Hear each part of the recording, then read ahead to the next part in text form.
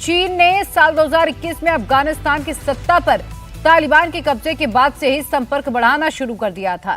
चीन belt and road initiative BRI परियोजना अफगानिस्तान में फैला रहा है।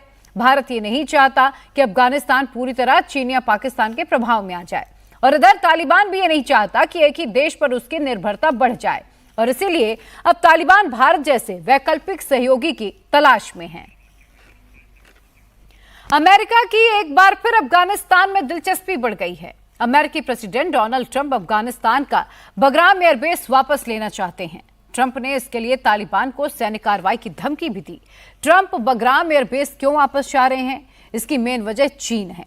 दरअसल बगराम चीनी सीमा से लगभग 800 किलोमीटर की दूरी पर है और चीन के सबसे नजदीकी मिसाइल कारखाने से लगभग 2400 किलोमीटर दूर है।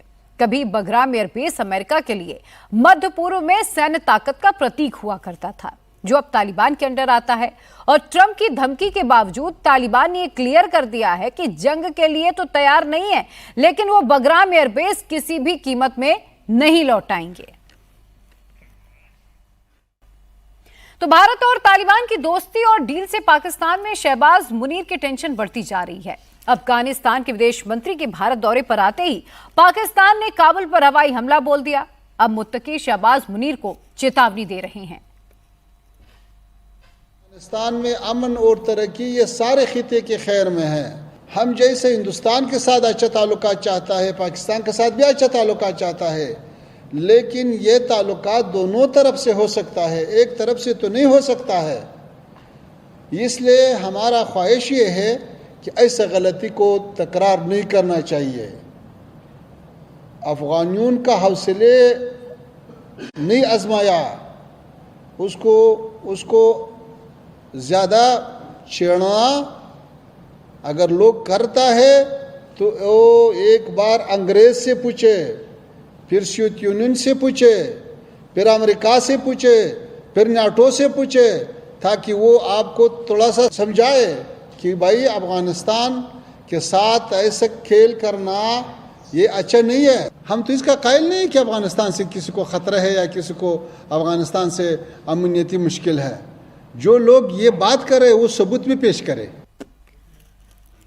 काबुल में एयर स्ट्राइक को लेकर पहले पाकिस्तान हर बार की तरह मुकर रहा था, लेकिन अब पाकिस्तान ने कबूल कर लिया है कि काबुल में बम उसने ही बरसाए थे। पाकिस्तानी फौज के प्रवक्ता DG ISPR अहमद शरीफ डार चौधरी ने कहा कि तहरीके तालिबान पाकिस्तान में लगातार आतंकी हमला कर रहा है और उसे अफगानिस्तान से मदद मिल रही है, और इसीलिए उसने उस पर बमबारी की। सवाल यही है कि मुफ्ती नूरवली महसूद और पाकिस्तान पे इल्ज़ाम आयद किया जा रहा है कि स्ट्राइक उन्होंने की है 4 जगहों पे काबुल में।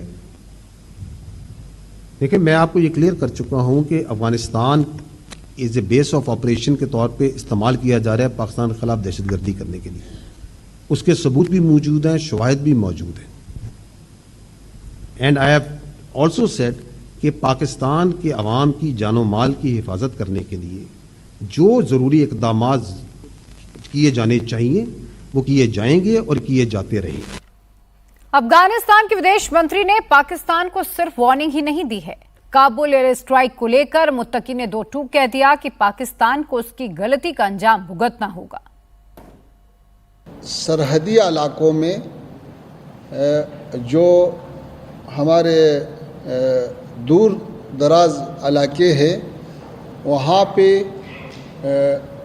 कुछ अटैक हुआ है, हम उसकी मज़म्मत करता है और हम पाकिस्तान हुकूमत का ये काम एक बड़ा गलती समझता है और इससे मसाइल हल नहीं हो सकता है। अफ़गानिस्तान का तारीख़ गवाह है कि ऐसा मसाइल ज़ोर से हल नहीं किया सकता है। तफाहुम और मुज़ाकरात का दरवाज़ा हमने खुला है, तफाहुम होना चाहिए और जो मुश्किलात जिस ममालिक के अंदर है वो अपना मुश्किलात खुद हल करे।